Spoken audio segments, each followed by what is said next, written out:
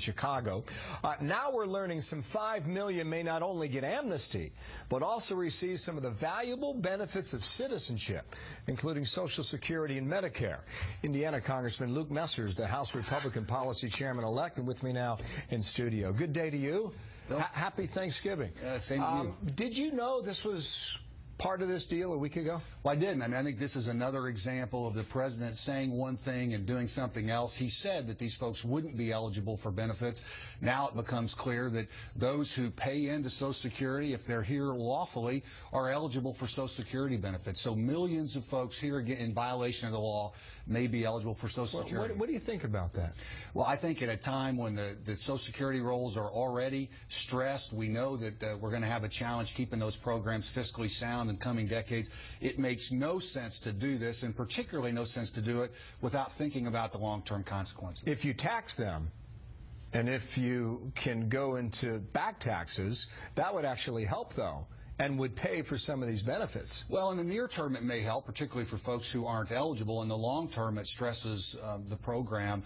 You know, I believe we need to work through this system, through this process. The American people have said they want us to work together, but our founding fathers were brilliant in the way they created the U.S. Constitution. When you don't follow the system, the process you're supposed to follow, you have these kind of unintended consequences. I mentioned Social Security and Medicare. They're not eligible for other federal benefits, like the financial aid for education, the food stamps, the housing subsidies. They're not eligible for Obamacare, the Affordable Care Act. Yeah, I mean, you're not entitled to be here in violation of the law, so it's natural they wouldn't receive those benefits. One of the problems, though, with them not being eligible for Obamacare is now, as Senator, as Lamar pointed out,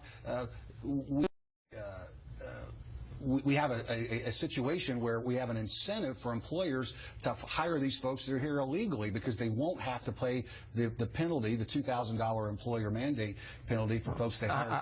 How does that work now? There's an incentive for employers to hire undocumented illegal workers? Sure, because under Obamacare, you have to pay a $2,000 fine if you don't provide health insurance to the employees that you hire. Because these illegal immigrants are not eligible for Obamacare, an employer that hires them won't have to pay that $2,000 in penalty. Yet another unintended consequence of this law, and another example of what happens when you don't follow the Constitution. It sounds a bit twisted, and I think you probably agree that the logic has really been turned on its head in a lot of these cases. Well, that's right. So then you're going to have the majority come January on both houses of Congress, the House and the Senate. Yeah. I mean, then what?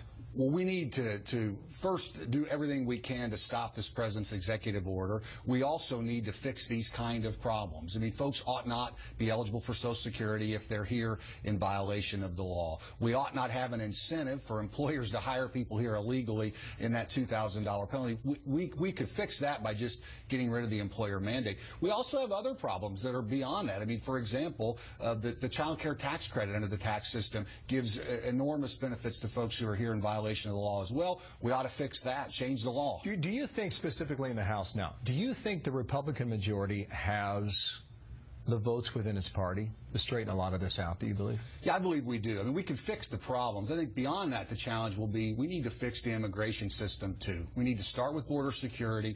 We need to pass common sense reforms in the visa work program and then try to get rid of some of these glitches. So you would support, then, one bill on border security, let's say? You would support a bill on more visas to high-skilled workers? Yeah, that sort of deliberate, common-sense, focused approach will make sure that we don't have unintended consequences as we pass them. I think it starts with border security and then moves step by step from there. Can the American people, starting in January, expect this? Yes, I believe you'll see Congress working on these issues as soon as we get back in January. Okay, Luke Messers, thank you. Have a great time with your family on Thanksgiving, okay? The Republican out of Indiana. Nice to see you in person. Thanks. All right. Heather?